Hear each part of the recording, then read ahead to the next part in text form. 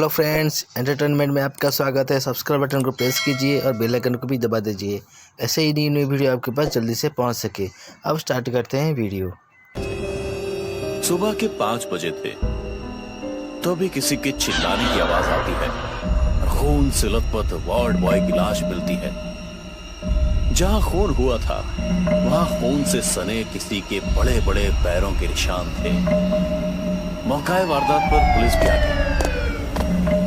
आप तो night duty में थी, तो आपने कुछ भी देखा या नहीं सुना?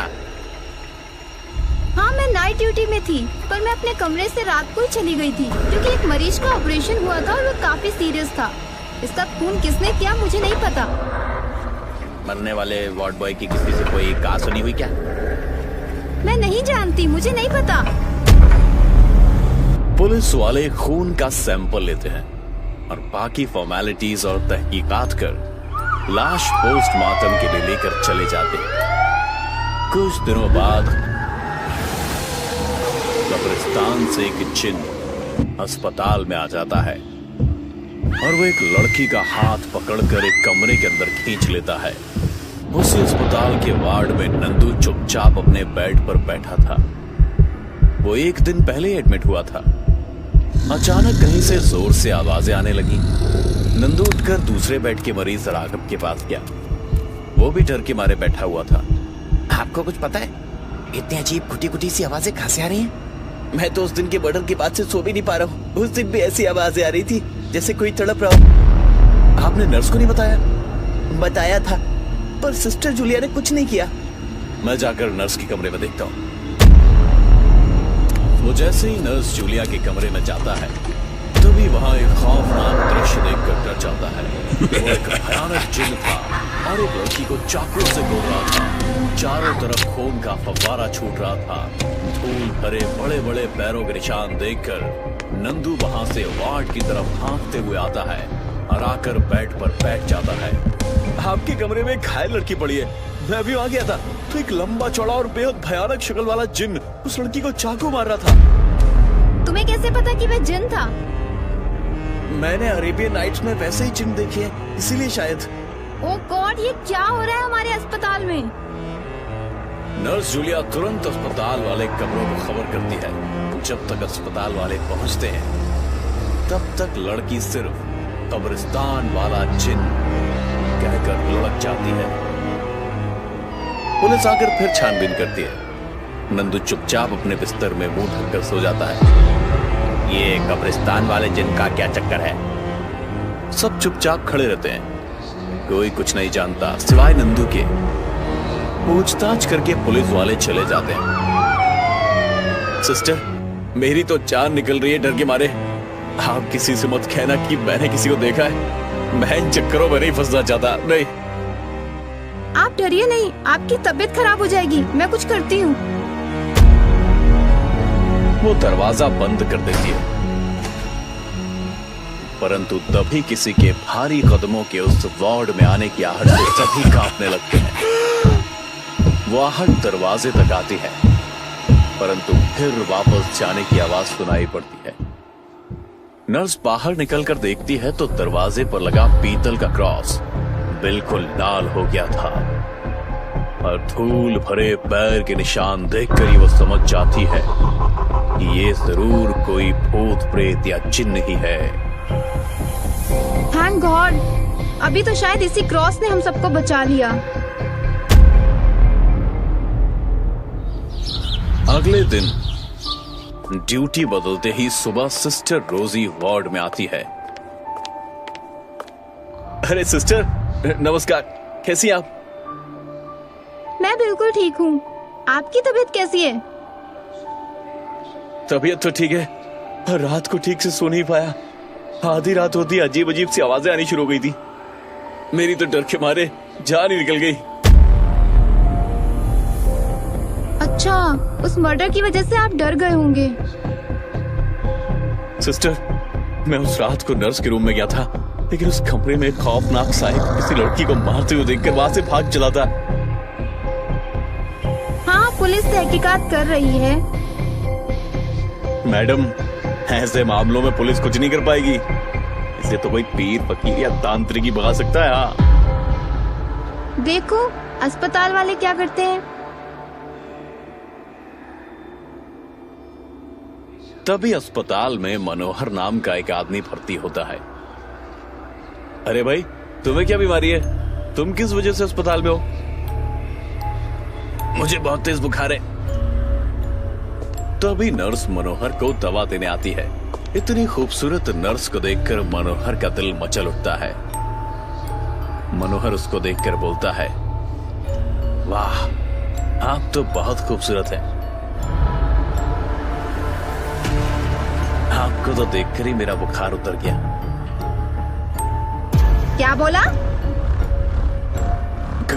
कुछ नहीं, कुछ भी तो नहीं। ये दवा खा लो, कल सुबह जब डॉक्टर आएंगे तो जो भी तकलीफ होगी बता देना।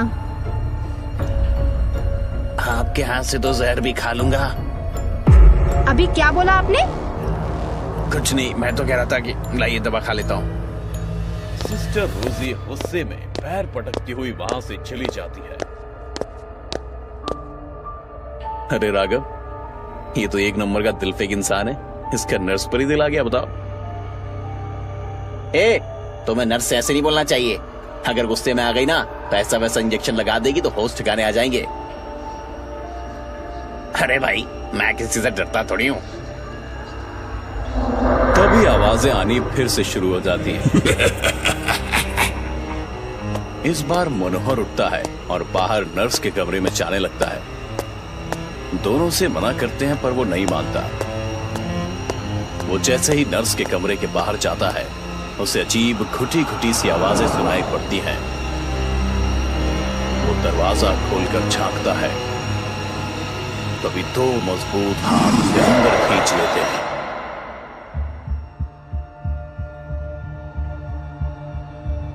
अरे राघव, मनोहर अभी तक नहीं आया। लगता है सचमुच उसने किसी रोजी सिस्टर को अपनी मीठी बातों के जाल में तो नहीं फंसा लिया है। हाँ यार, चलो देखते हैं। जैसे ही वो दोनों नर्स के कमरे में जाते हैं, बाहर से ही जोर जोर उठापटक की आवाज सुनाई पड़ती है। अरे यार, उसी कमरे में तो अभी भी मनोहर गया था।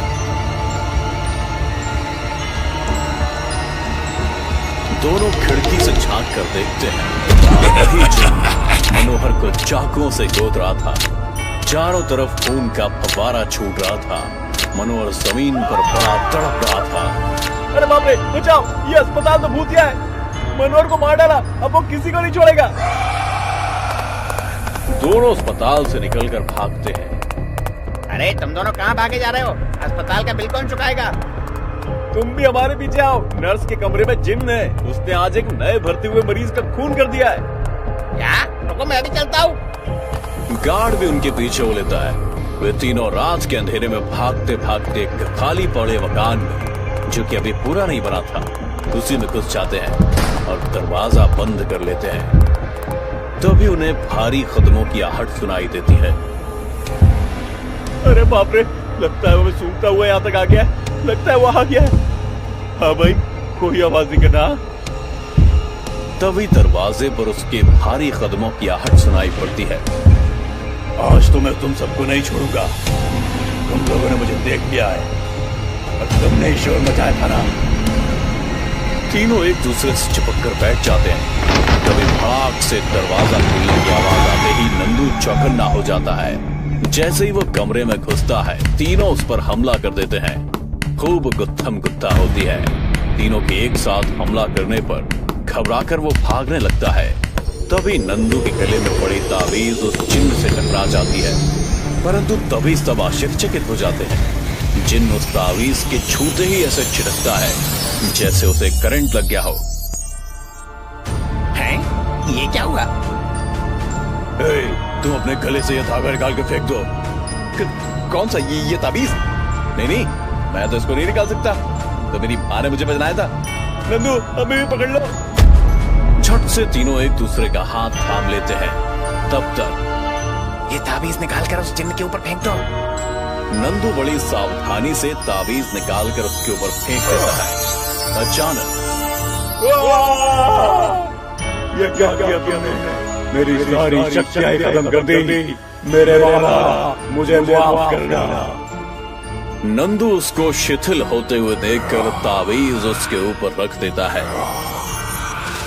तीनों बाहर निकलकर तुरंत लकड़ियां इकट्ठा करते हैं और आग जलाकर उस शिथिल पड़े चिन्ह को उसी में झोंक देते हैं। रात का अंधेरा खत्म होने वाला था। वो धूं कर उसमें जलकर खाक हो जाता है। देखते ही देखते वो चिन्ह आग में झुलसने लगता है। नंदू भाई, आज तुम्हारी इस ताबीज ने हमारी सबकी जान बचा ली। हाँ भाई, ये जिन्न पिछले हफ्ते 3 खून कर चुका है। चलो जल्दी से अस्पताल, नहीं तो मुझे नौकरी से निकाल देंगे। अब जान बच गई है तो रोटी भी तो कमानी पड़ेगी ना। बेकार में उस बेचारे मनोहर को अपनी जान गंवानी पड़ी। कब्रिस्तान वाले जिन्न से अब अस्पताल वालों को छुटकारा मिल जाता है।